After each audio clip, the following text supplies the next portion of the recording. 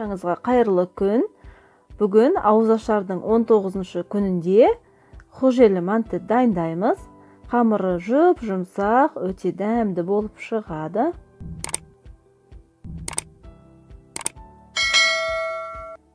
Міндетті түрде дайындап көріңіздер.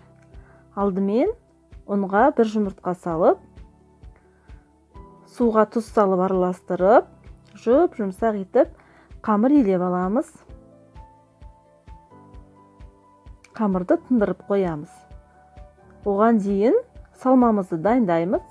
Фарш, кішкене үш май қостым, және пияз салып, дәміне қарай тұз, кішкене паприка қостым.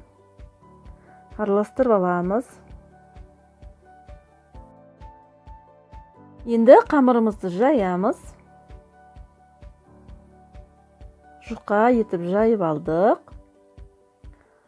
Бұның ерекшелігі осылай үлкен-үлкен бөліктерге бөлеміз, 4 бұрыштап. Енді тағы бір осылай кескеннен кейін жайып жіберемін. Өте жұп-жұқа қылып жайылу керек. Енді бір қасық салма салсақ жеткілікті.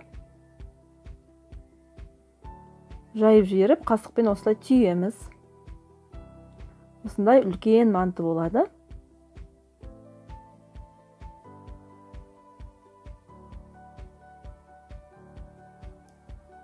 Жұп-жұқа етіп жайдық. Бір ас қасық салмасын салып, осылай жайып жіберіп, түйеміз.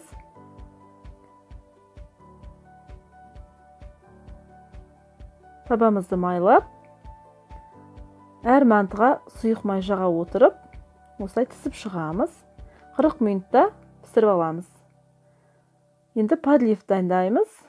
Табаға сұйық май құйып, ұсақтап туралған пияз және қызыл бұрыш салып, томат және дәміне қарай тұз салып, араластырып,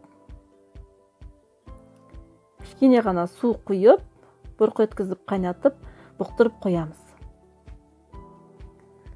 Біздің тамағымыз дайын. Бетіне салмасын осылай салып шығамыз.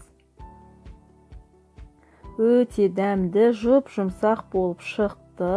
Сіздер де жасап көріңіздер. Менің каналыма тіркеліп, лайк басып, комментарий жазуды ұмытпаңыздар. Назарларыңызға рахмет. Сіздермен алда көптеген рецепттермен бөлісетін боламын. Оразаларыңыз қабыл болсын.